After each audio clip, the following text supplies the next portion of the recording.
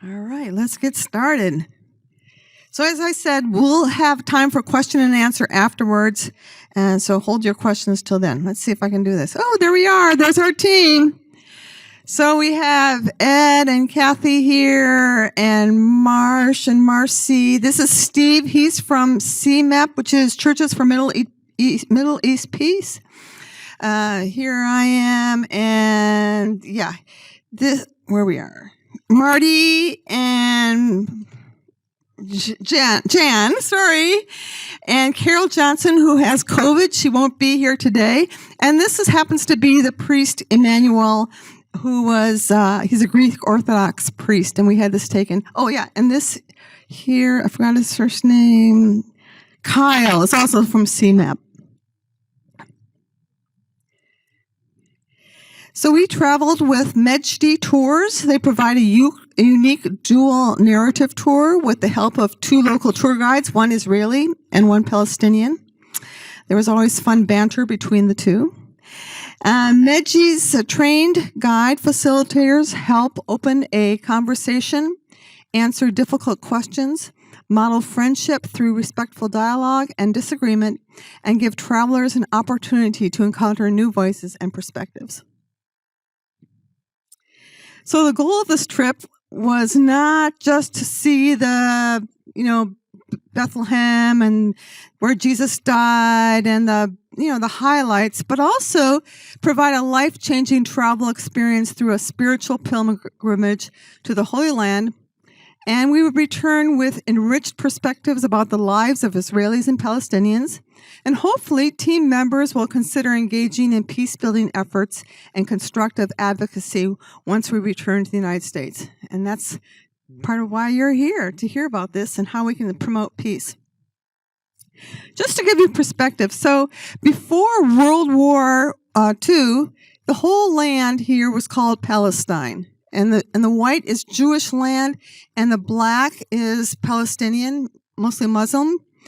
And then after World War II, there was a plan to divide Palestinians from Israeli land. So each would have their own, it's like a two-state place for everybody to live in their own land harmoniously. But then in 1967, there was a war where Israel took more than doubled their land by just forcibly taking over part of the Palestinian space. And then if you look 2010 or even today, what's happening is Israel is slowly making settlements in the Palestinian territory. Most countries in the world do not feel that this is legal because they're taking over land that belongs to the Palestinians. But this is one of my surprises, that there is not much consequences of this. It just seems, okay, they're taking over, and maybe this is part of my own wonderment. In fact, that was a theme for my own journey or time I was there, is I wonder why the Palestinian land is shrinking and Israeli land is getting more. I wonder why travel is so restricted, because we had different checkpoints. And I wonder what's happening to the Christian population. It's decreasing a lot. And why is that? And then in my own life, I wonder, what can I do when I get back here? And now I'm here. I wonder, what is God doing in this? Especially with the most recent elections, where a very conservative Jewish person was elected to lead the whole country. And I wonder, is this part of God's plan? I don't know. I don't know what's going on, and you can all wonder with me about what's happening.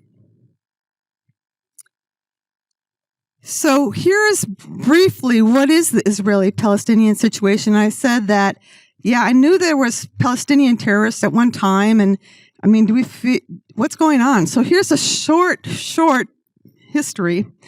The Israeli-Palestinian struggle is over who gets what land and how it's controlled, very simply. Both Israeli Jews and Palestinian Muslims, as well as Christians, date their claims to the same land back over 2,000 years, right? We're talking about Abraham and Isaac, and that was their land.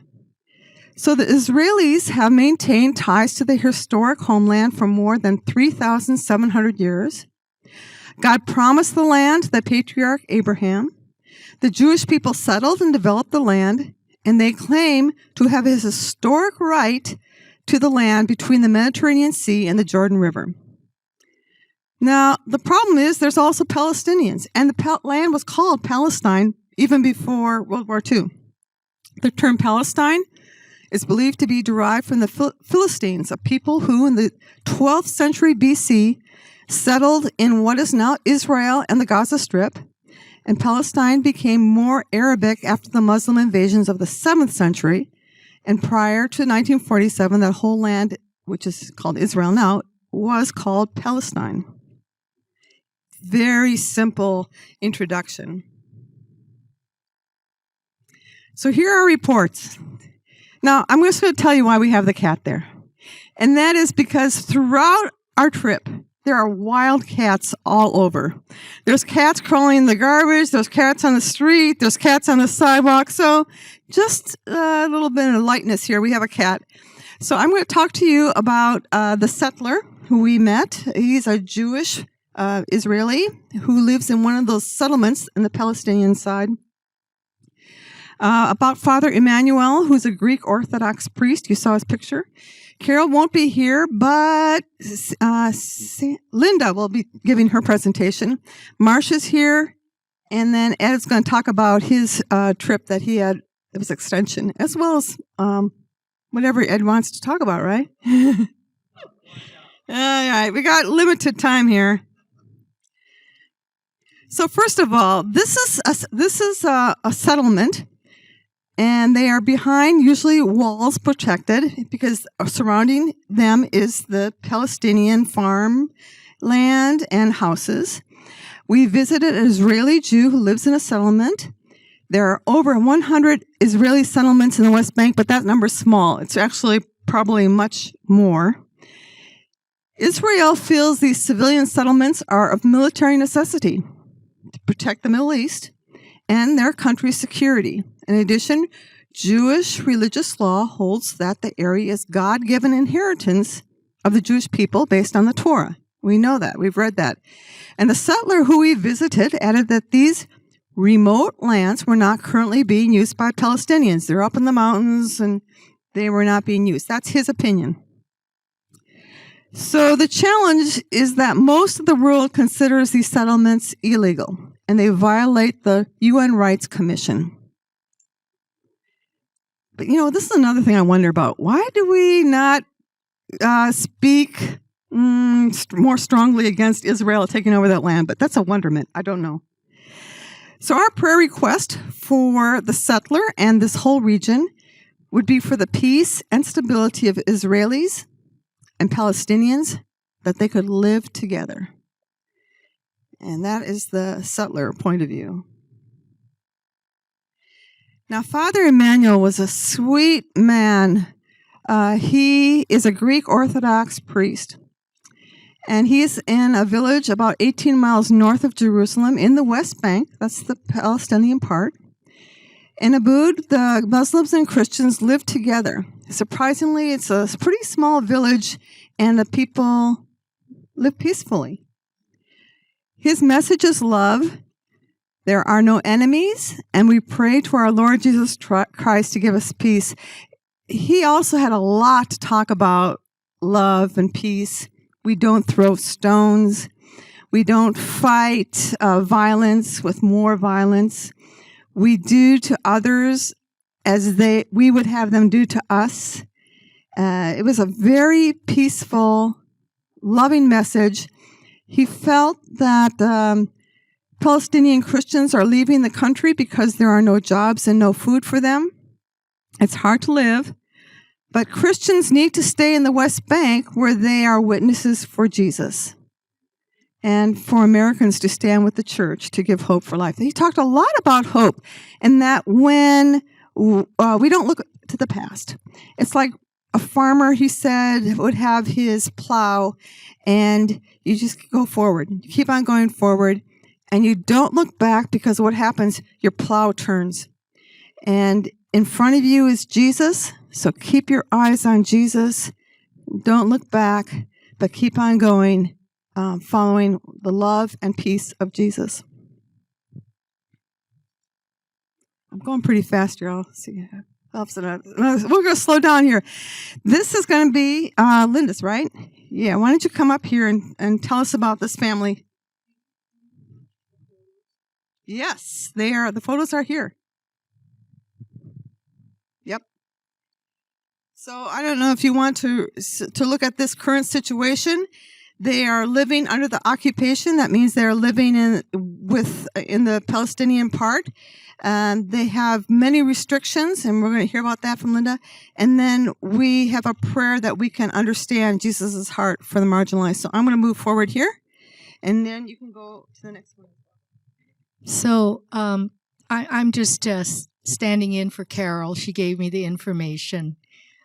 Carol's a long friend of mine. So, and this is Carol had the opportunity to visit with this Palestinian Christian family, and they are Christians, have been Christians from the first century. They are Catholics, and she met Michael and Carmen Zugby, who are the grandparents when they came to visit Seattle in 2019. I think they're in the back.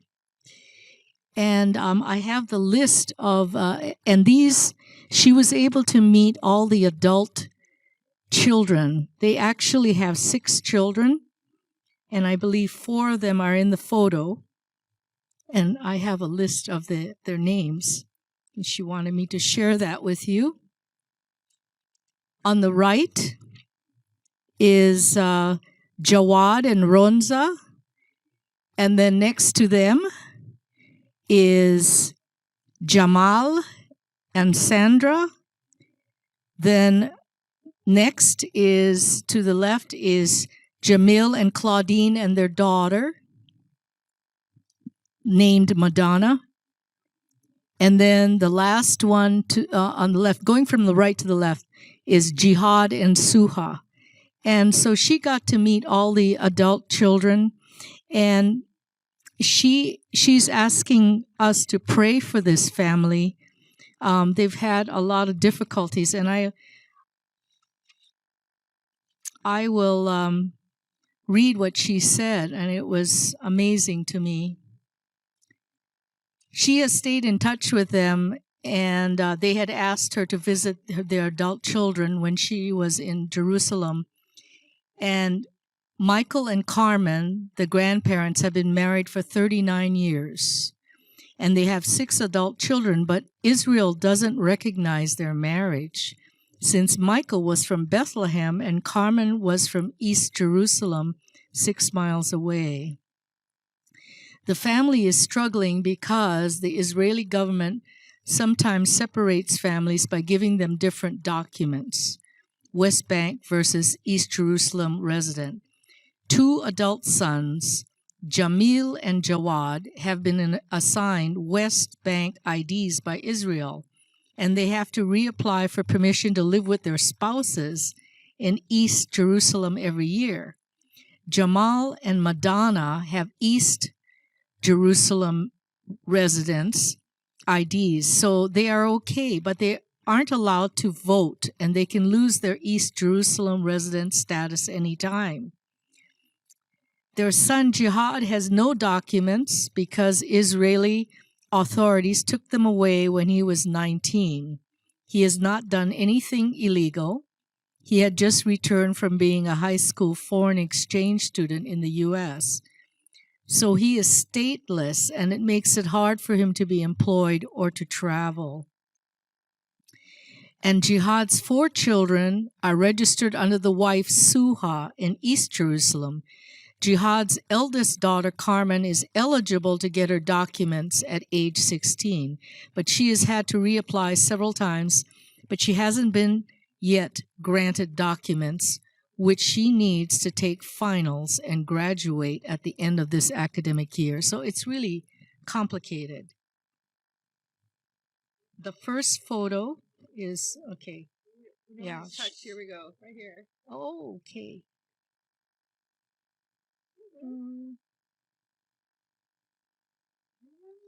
Is it not sleeping? There we go. Okay. So these are photos of the some of the adult children and their grandchildren. On the left is Madonna, one of the daughters, and her daughter. And in the middle is Jamel and Claudine and their 2 boys. And on the right, Jihad and Suha and their 4 children. And the oldest one is the one that needs to graduate and needs her documents.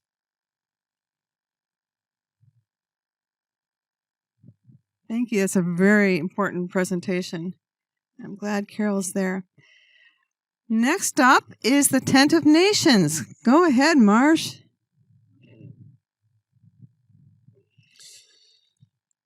As you can well imagine, 2 weeks does not make you an expert, and the solutions in the Middle East are not going to be solved by even our team. Amazing, I know. But I want to talk to you about the Nasser family. And the Nasser family has owned 100 acres of farmland on top of a hill. They've owned it for over 100 years. In fact, when the Ottoman Empire was in control of the area, the Ottomans said, you must register your land. Most people didn't because they didn't want to pay the Ottomans taxes, right? The Nasser family did. That produced a very important document of land ownership. So time goes by and dates become really important. 1948, as we were going through this tour, people kept talking about the land and their ownership of the land, and the time was really important. First of all, you've got 1948. Actually, no. First of all, you've got the English, what was it called? Yeah, the English Mandate. And then you've got 1948. Then you've got 1967. Then you've got the first Intifada. Then you've got the second Intifada. All of that people use to talk about ownership of the land and what has happened because of that. And we have rights because of this time period or that time period. I want to just read, I picked this up off the table, and then my compatriots were envious because they didn't see it, but I got this, and it comes from the Nasser family, and it says, Davoud Nasser was once driving a tractor on the farm. Suddenly, he found he was blocked by a young man with an M16 rifle over his shoulder. What are you doing on our land? The young man asked. It's not your land, Daoud replied. It's our land, and we have papers to prove it. You may have all the papers, the young man said, but God gave us this land. That is why it is our land. You listen to that and you're thinking, well, God did give it to the Israelites. But God also took that land away. We've been taking a look at kingdoms as we read through scripture in the, what's it called? In Immerse. God also took that land away. God did bring his people back. But if you remember the Abraham covenant, that covenant was based on the fact that you will be blessed to be a blessing to the rest of the nations. And the people who are living on this land even now are part of that blessing. They may have gone different routes, but when you think about Palestinians, I'm thinking Muslims. Palestinians are not just Muslims. They are people of little faith. They are people of great faith. They are Christians. They are Arabs. And so that sort of that paints a little bit of a picture. Who owns this land? Well, God has blessed Abraham, and through Abraham, you're to be a blessing to the rest of the people. And so are Christians not part of that tree? No, we would say they are. Would we say Muslims are part of that tree? I would say they are. That doesn't mean that Jesus is Lord of their life, but they're people of the book. So we take a look at this land, and the Nasser family's hilltop, originally, it was just arid land out there, and they had to farm, a few neighbors, but now they have 5 Jewish settlements surrounding their farm. The top of a hill is a very important piece of real estate when you consider it from a military standpoint. You want to be on the top of the hill. One of the things that makes this piece of land very, very attractive. They're just southwest of Bethlehem, Palestine. And the current situation is they've been fighting in court to keep their land. They've been fighting this battle for 32 years in the courts. The courts came to a point where they said, this is not your land. And because Israel said, hey, all the land that's unused, that's Israel's land. Well, so it became you have to prove that you own the land. Well, they can produce this document from the Ottoman times. They were told, nope, this is Israel's land, so they appealed to the Supreme Court of the Israeli Supreme Court. The Israeli Supreme Court did say, we acknowledge your piece of paper. This is valid evidence. And yet the courts continue to go through this agony for 32 years. The court will not make a decision. They were supposed to make a decision. The court was going to make a decision days after we flew out. The court said, I'm sorry, our docket is too busy. After 32 years, their docket is too busy. And so now it's November 21st. The court's supposed to announce a decision regarding the re-registration of the land. Will they get the land? Won't they get the land? We still don't know, but the court's been delaying, and it's cost the Nasser family $170,000. That was back in 2016, so it's more than that now. So the challenges that they're facing is the Israeli government delays, settler harassment and attacks. Gratefully, that hasn't happened very recently, but the settlers would come in and uproot trees and physically harm the Nasser family. The Israeli military bulldozed hundreds of older fruit trees. How long does it take a fruit tree to mature? A long time. You don't just replace them with seeds. Access to the farm is blocked by the government. We certainly encountered that. There's, we had to park really far away, and then I think it was a quarter mile, maybe a half an mile walk, but still, if you're a farmer, how are you going to get your goods to market if your roads are blocked? So one of the things, and just so you know, I left my water bottle there. I know everybody in the van was mad at me because we need to get somewhere else, but I ran as best as I could, then I had to walk because I ran out of breath to go get my water bottle. I was coming back, and there were 2 cars on this strip of road, and they were both filled with youth. And so one youth rolls down his window and says, "Where are you from?" And I said, "Well, I'm from the United States." And he says, "Well, welcome to Russia." I thought about that in some of our other conversations that we've had with different peoples. The Russians have supported the Arabs. They see the world through Russia's eyes because of the way they've been treated by the West. And so we actually entered into some, not with the Nasser family, but others, we entered into conversations about Ukraine and Russia. Very different opinion. And these are coming from Christian Palestinians, when one in particular, a professor at Bethlehem College. Anyway, I just sort of racked my brain how they could support a massive country invading a smaller country and thinking that was okay. And just days before we had this conversation with this professor, the Israeli government denied Ukraine the ability to use the Iron Dome. So that was sort of the context of the conversation. Our Israeli guide said, but that's so un-Jewish to deny a country that is being oppressed by another country. That was his comment. And the professor said, no. We don't want to get involved.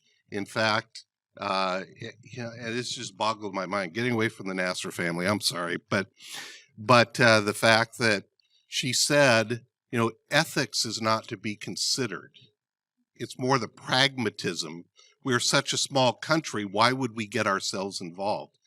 Blew my mind, because this is a professor and a Christian, and ethics is not to be considered in this discussion. I stray. Anyway, so the next steps, one of the things that they've done is they've turned their farm into the Tent of Nations, as it says right up here. It's an educational spot. They do women's ministries, they do children's ministries, they do day camps, as well as farming. And they will allow people, they want people from all over the world to come and visit them. Why? Well, they're Christians and they want to show the situation that the Palestinians are in to the rest of the world. Because of international attention, they're also protected a bit, so that the rest of the world knows about them, and we can talk to people about that. So that's one of the reasons why they still survive even after 32 years.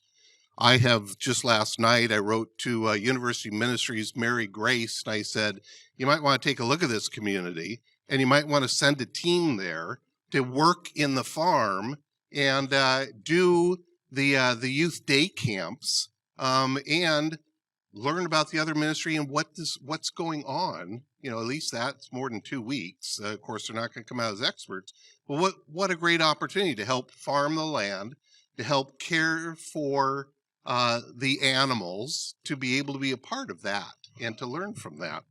We'll see what UMin does.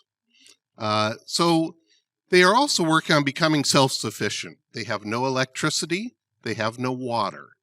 They get water from the rain, so they built reservoirs to collect the water. Their electricity is now coming from solar panels. The Israeli government won't let building happen at all, and so what they've done is they can't build new caves, but they can rehabilitate the caves that are there, and that's where they live.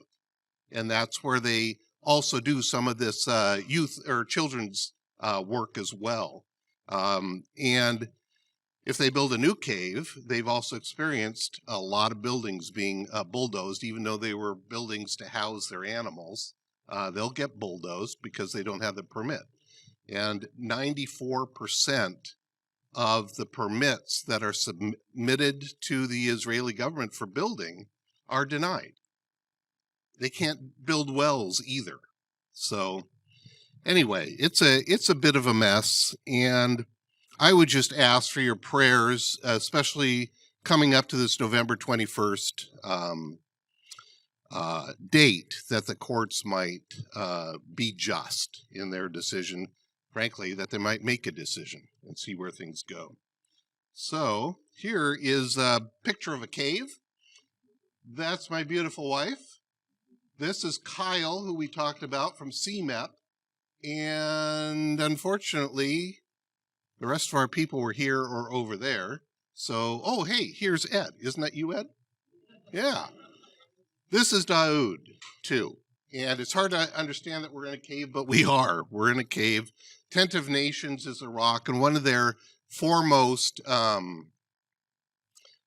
it sounds so cheap to call it a tagline, but a tagline is, we refuse to be enemies. And so even in the midst of all the stuff that they have faced, they have gone to the fourth option, which is we refuse to be enemies and to continue to hold that land. Land is incredibly important. It's not like selling your house here in Seattle. They have a relationship with that land, and that's why it's so important to them. So Barb, I'll go to the next slide here, and I'll let somebody, I guess, is this another picture?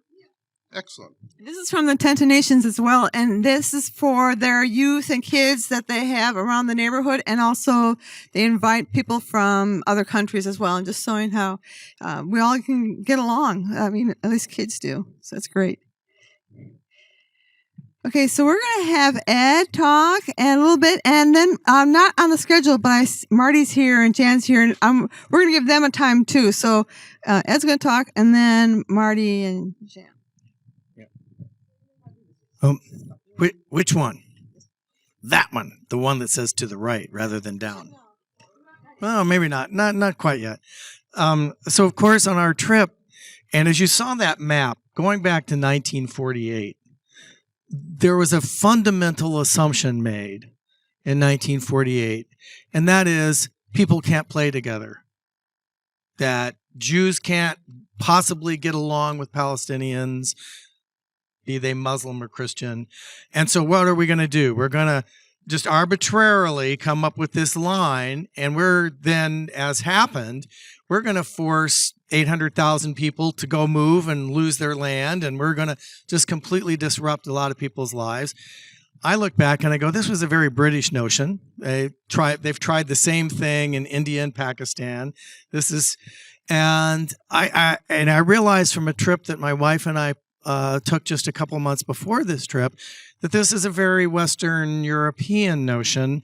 I didn't realize that as Jews settled into Western Europe, that even between the Pope, the Holy Roman Empire, and the guild system of the Middle Ages and early Middle Ages, basically they set up a system of rules where Jews could not own farmland in Europe, and they could not be part of the guild system. And those guilds were basically the unions of the day that covered most of the skilled trades. And so even as they tried to integrate into the society of Europe, they were always kind of separate. There are certain things you can't do, and there are certain things you can't own. Well, that logic then has flowed through. The idea you just can't play together. You can't get along together. But on our trip, we were into this town of Aboud.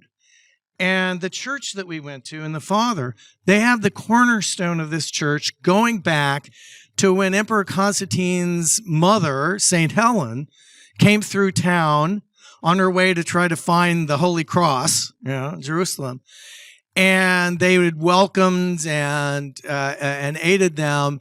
And so she actually helped fund the building of this church. And it has been in operation continuously since like 320 A.D. All right. And as the Muslim faith came in and dominated, they still were there and they still got along. And so they've been getting along literally for the entire time that the Muslim faith has existed. So this notion we can't play together and we can't get along and we could not have a country that was an integrated country is a very Western European, maybe even American kind of notion. I would like to think it's not an American notion, but that's and so we saw an example of that there on our trip, and then my wife and I had the opportunity to go on to Morocco. Whoa! What a contrast! What a contrast! We met Moroccans who were so proud of the religious heritage and the Jewish heritage of Morocco that they've kind of conjured up a theory that they are related to the original Hebrew nation of Egypt, and that when they were leaving Egypt with Moses, that a certain number of them thought better about it and said, that's a nutty place to go. We're heading west, and came to Morocco. Now, that before the Talmud was written, and so they may have been Hebrew, but I don't know if we would consider them Jewish. But just the fact that they would have this sort of cultural legend shows you something. There is actually good archaeological evidence and other evidence that during the exile to Babylon, that not all of the Jews in that diaspora went to Babylon, that in fact a significant number of them headed west and ended up in Morocco. There was the trade even 300 BC, 500 BC, so that's not a surprising notion, and maybe because there were some predecessors there. Well, then you get to the Roman Empire, 70 AD comes around, Once again, they throw the Jews out of Jerusalem, and they know for sure at that point a significant number of them moved and fled to Morocco. So they were there even before the Muslim faith exists. And as the Muslim faith expands and does come to Morocco, they all get along. They still do. And then, of course, that faith expands up into Spain, right? And there's a significant Jewish population in Spain as well. And we get to 1492, and while Columbus is getting lost and discovering America, was it King Ferdinand, right? And Queen Isabella, they decide to start the Inquisition. They've reconquered, Spain, and the Jews and the Muslims had the choice: convert or leave. And those that chose not to convert left. Well, where did the majority of them go? Across the Straits of Gibraltar to Morocco. And now they're fellow sufferers, right? They've all had to flee together. And from then on, the Jewish population of Morocco always had a welcome status. And I don't know that it was always sweetness and light for the next 500 years, but certainly they prospered. The largest Jewish population outside of Europe and Russia after World War II and outside was in Morocco. There are 250,000 of them. 3% of the population are Jewish, which put it right on par with the United States at that time. And they're getting along. One fact that we learned that I was not aware of was that when Vichy France tried to do to Morocco and to the Jews in Morocco what was going on in the rest of Europe, even though he did not have full power because they were under a French protection, had been since 1912, the Sultan, who then later becomes king when they're independent, basically informs the Vichy French that there are no Jews in Morocco. We are all Moroccans, and we don't distinguish in this country, and refused and gave the signal to their population to refuse to cooperate, and then dodged that for almost 3 years for the liberation of Morocco. So the Jews in Morocco were literally saved by their fellow Moroccans, led by the future king, who was then the Sultan. And then we get 1956, and they finally get independence. He's now in charge. But what he sees is that Israel is now offering land and economic incentives to Moroccan Jews to head to Israel. And he's actually upset by this. And so he institutes a rule saying they can't immigrate to Israel. That's how, and a boatload of them try anyway, because people, if they want to do something, they're going to try to do it, right? And so they get on this boat, and of course, just like we're seeing today when, desperate people try to do things, the boat sinks and 40 of them die. And so the king relented and said, well, if you really want to go, okay. But this was not a happy situation, and still isn't to this day. And the last king, and now his son, who is King Muhammad VI, his chief advisor, now his official title is he's chief financial advisor, but in talking, he's actually his closest advisor and has been since he was a child, is Jewish. And there's no state secret in Morocco that the chief advisor to the king of Morocco is Jewish. And he spoke to us. And the trip we were on in Morocco, about half of us were American Jews, and the rest of us Christian or whatever, or no faith.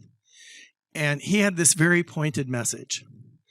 And the message was, we can and we should all live together.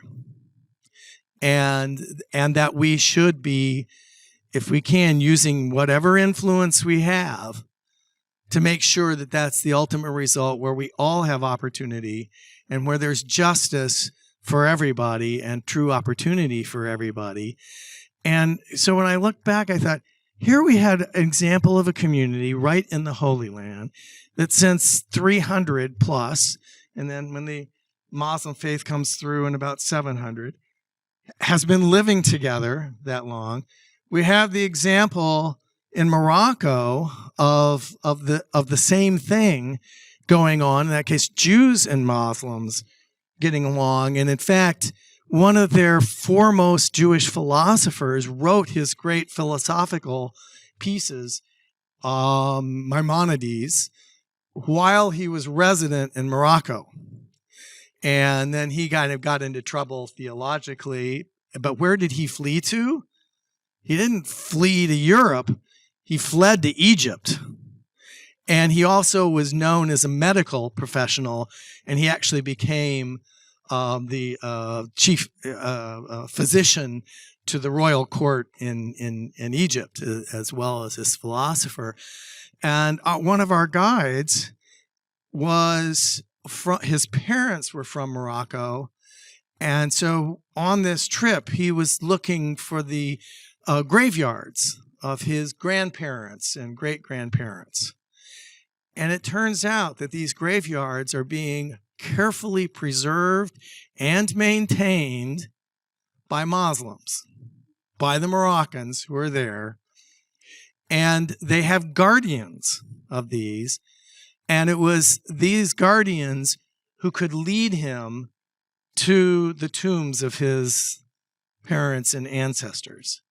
And, it was just such a contrast for me after the trip in the Holy Land, where, so much us and them going on, to say, no, it does not have to be us and them. And I think that's one place where we as Christians can really have some influence here and say, just stop it. Stop it.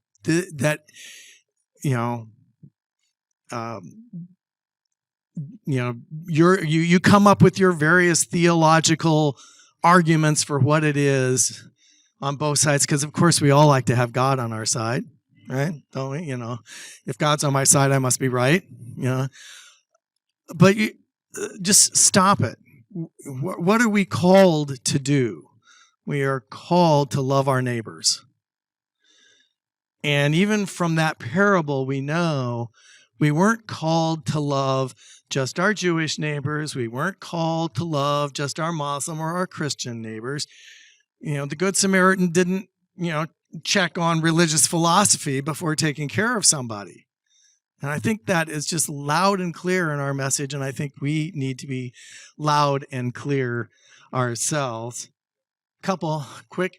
Here is the advisor, Andre Azoulay, and he met us you found the stock picture was better than my own photo, but this is actually at a synagogue there in Morocco. And then the cemetery, and the man in the center here is actually from Israel, but he talked to us about how he comes back regularly to visit the graves of his ancestors. And it turns out Morocco now has done what a couple other countries have done, and that is, if you can show your ancestry, if you're Jewish and you can show your ancestry back to Morocco, then they'll give you automatic citizenship if you want it. And I will tell you that when we were on our nonstop plane from Tel Aviv to Marrakesh, the plane was packed, and it was packed with Israelis. And I'm really hoping that gradually they're going to start to get that message if they get over here that we can live together, because they certainly were and are. And just a last picture that's kind of fun. Here you have St. Andrew's Church.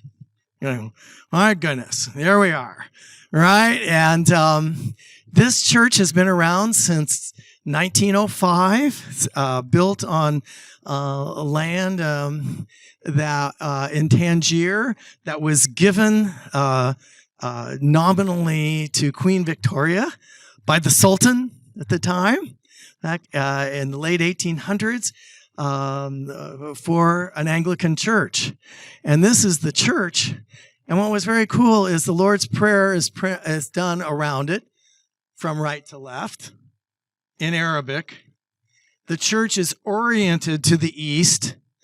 And if you go into a mosque, this is This was built so actually they could have services here too, if they wanted. And around that are Quranic verses. It was also there are Hebrew texts as well, and the ceiling is cedar, as in like cedar of Lebanon, but cedar was built there, and so it's actually a multi-faith church. But they'd had a service that morning. We were there in the afternoon on a Sunday, and so we had their program, and so we actually stood in the church and sang the hymns that they sang that morning at their church service. And so there's a very active a Christian community as well in Morocco. So there you go. We can do it. We can do it. And that's kind of what I was wondering. My whole wonder statement was, I wonder if God is working towards this one solution where we all can live together, they all can live together and be at peace. That would be God's way to do something. All right. Now, before we do question and answers, we want to give Marty and Janet a chance to talk because they were here, but they didn't have a chance to give the slides. So we'd love them to share what's going on. Thank you. Well, this was, like Barb, this was our first trip to Israel as well. And I found it fascinating. One other group, does anybody know the third group in Israel that is fighting for a place? It is the Armenian Christians.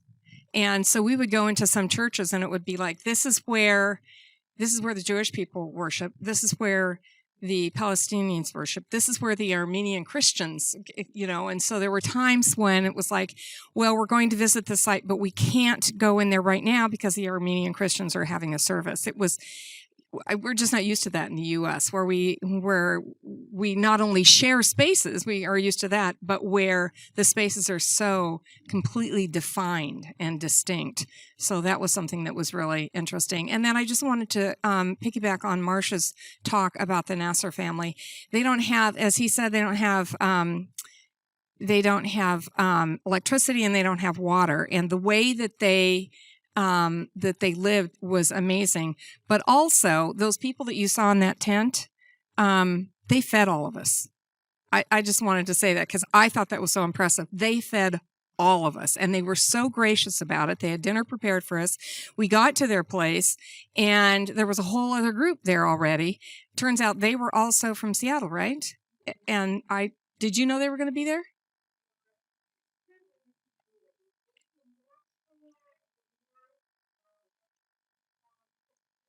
Yes, so that was really fun. We were able to talk with them. But so they not only fed our large group, but they fed that group as well at the same time. So. Okay, what did we see? We did Sunday Mass at a church built in 300 AD. We saw the Western Wall, Mount of Olives, the Garden of Gethsemane, Jordan River, Hebron, the Church of the Nativity, Capernaum, the Sea of Galilee, and Golgotha. And it was amazing, to walk where Jesus walked. And we live our faith based on he died and rose again. And we were in the places where that happened. And, they talked about in his tomb, the stone that was rolled away, the stone that wasn't chosen in Psalm 118 will become our cornerstone. So amazing. So, it's important to understand. A lot of what we spent time on was with respect to the Palestinian struggle, and it's real, and I'm sure you get a sense for that. One of the Palestinians that we met with said, Christians come here to see dead rocks. Look around and see the people. So I think it's important to connect with the people. It was important for that man to know we aren't seeing dead rocks. We're walking a spiritual pilgrimage. And that was a big part of what we were there to do, and it was amazing. So, thank you.